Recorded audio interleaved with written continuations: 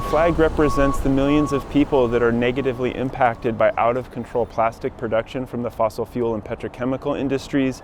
Everyone knows, every civil society organization, that we cannot end plastic pollution without reducing the amount of plastic we produce in the first place. Civil society organizations like Greenpeace, the scientists, the frontline communities that we work with are an essential voice in these treaty talks to remind political leaders what's at stake and demand that they do the right thing for people.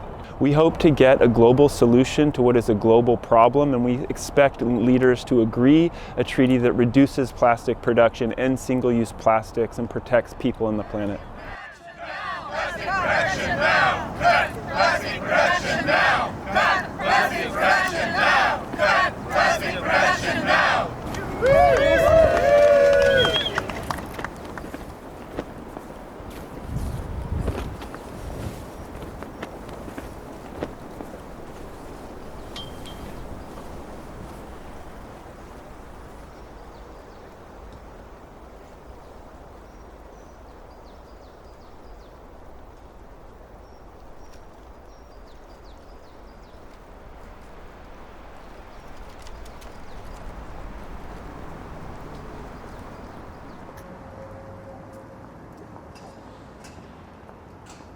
When we started thinking about plastic as an issue, the first question people ask is, what is the science? What information do we have? How much plastic we have in the ocean? What are the sources? Where they are coming from? What is the leakage? How much we are actually recycling? How much we are actually putting in landfills? How much is actually being transshipped around the world and being dumped? All this information was actually, collected in about 2 to 3 years. We actually had, reports on plastics. But I realized, after being in government for a while, that governments cannot do everything, because even though government has probably the right policies and the right agencies in place, it's limited in what kind of transformation they can do, especially when implementing sustainability approaches or environmental approaches. Non-state actors can really help us to achieve and really scale up some of the, and addressing some of the challenges we have, whether it's engaging with the community, whether it's addressing issues of unfairness or inequality. Non-state actors can play a very important role there. The Civil Society and Rights Holders Coalition, which is a very broad coalition of civil society organizations, rights holders, indigenous peoples, frontline communities, and we are all here together to get our common goal of a treaty that will end plastic pollution, starting with production and going right the way through the life cycle. NGOs, we play a really critical role in the process. We're of course observers and a bit of a watchdog during these negotiations, but also we provide really great insight and analysis across the spectrum, all NGOs. We're here to make sure that there is the right type of evidence, information coming into the process to help decision makers make informed policy decisions. The evidence is very clear, science is very clear. We can't do anything about the plastic pollution crisis, put a dent in the plastic pollution crisis, if we're solely dependent on management, sort of midstream, downstream solutions. If we're really going to make a dent in the plastic pollution crisis, we have to focus on supply side. We have to reduce the overall amounts, the volumes of plastics we're producing globally, nationally, and that's going to require ambition and real political will from member states. Perhaps a challenge for us is to ensure that, again, the consensus on the best available independent science is heard by member states and getting that to the member states, whilst they're also hearing, I guess, messages, a bit of disinformation, misinformation from some of the industry scientists that we have here. What is the role of the scientist here? Translating and converting all knowledge into the actionable knowledge for the decision makers. The scientists, we are learning that we need to try to include the indigenous and local knowledge.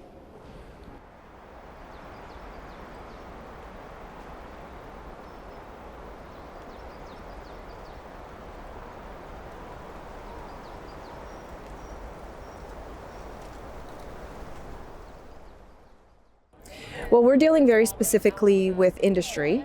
Industry that is polluting our waters, polluting our air, polluting our children, our youth. So we're dealing with that, but we're also dealing with when the plastics break down in the natural environment. It's not actually a product that can ever truly be circular. So it actually breaks down in the environment, and we're dealing then with the microplastics in our waters, in our air, in everything that we're even in the air that we're breathing. So we're here just to express that this is not, it's an indigenous issue, it's a global issue. Nobody is immune from the impacts of plastics. The plastic, the raw materials of this plastic, it comes from our land and territories. The fossil fuels, it comes from our land, territories and resources. So our resource exploitation starts from there. Because of that extraction, the government, the industries, they threaten us. They do the human rights violation. They don't take any free prior informed consent. We have the human rights. There is UN Declaration on the Rights of Indigenous People. We have the right to self-determination. But without our consent, they have been extracting those resources, those fossil fuels to produce the plastic as the raw materials. They talk about the human rights. They talk about the democracy, people's participation. But in this treaty, they are excluding their own citizen. So here, as a non-state actors, we indigenous peoples, as the right holders, we are reminding them that you have to recall your communities, you have to recall your citizens, you have to recall your indigenous people who are the real good practitioners to deal with this challenging situation, to address the environmental crisis, not just only the plastic pollution. To us, critical is the water, the land, and the air, and the human beings that you are setting up in these sacrifice zones. And you don't recognize that in the environment that you're destroying. I said, because we need that environment. We have a connection to it. And plastic doesn't have that. And this is from extraction to production of plastics. There was no consensus in the first place when you started manufacturing plastics. And now we got a problem with plastics all over the world. You know, the nanoplastics that everybody holds in their bodies, and it's an epidemic, and they don't want to look at it as being that bad, and they want to continue killing people, and that's what's happening. People are struggling and suffering because from extraction to production is nothing but a death cycle. Yeah, my community is in Louisiana. It's in St. John the Baptist Parish, which is an area between New Orleans and Baton Rouge. This area is, it's a beautiful area. My family has been there for over 300 years, some 10th generation in that community. But unfortunately, it's also known as Cancer Alley because of the numerous plants, petrochemical plants, that are are along the Mississippi River. So these plants are producing a lot of chemicals, a lot of toxins that's going into the air, into the water, into the land, and it's putting our community at risk for cancer and other ailments. Right now we are in a 97th percentile of cancer risk. Some areas in the parish are actually at the 99th percentile of cancer risk. That's the highest risk in the country. And it's really a major factor of that risk is coming from the chemicals that are used to produce plastic.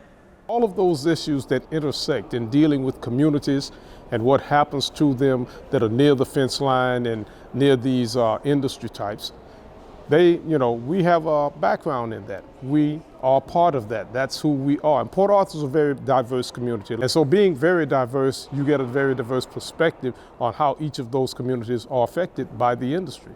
But what we notice mostly, because of the high level of industrialization from the fossil fuel industry, that Port Arthur also has a high level of pollution. It's one of, as the UN said, most polluted cities on the planet. And also, we are home to 2 cancer clusters, which means that there are high levels of cancer-causing chemicals that are in the air and in the environment in which we live.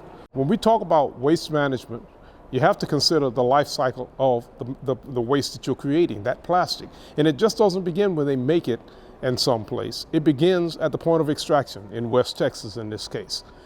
The plastic waste from developed countries, like from the EU, from United States, from developed countries, being sent to developing country, not just Indonesia, Malaysia, Thailand, Philippines also. And we recycled their plastic waste, chopped into tiny pieces, releasing microplastic, being washed with river water and discharged the water without any treatment, polluting our river, being burned, of course damaging our health. As children, we are the most vulnerable group. In the environmental governance, young people has a very big role to play because they need to be part of the decision making, because the decisions that are made today by the outgoing generation, that's going to affect us tomorrow. We need to really celebrate multilateralism in this kind of space, and that's my suggestion to everybody, that we don't forget about other stakeholders when you're in the negotiation room. Whatever decisions they are making, they won't be able to implement all those alone. They need us on ground because we have the knowledge, we have the resource, we have everything that they need for the implementation, successful implementation. So we really need to discuss, because we are a large group altogether, large community of people, vast population, and we really need to find the best solution for our world. Thank you.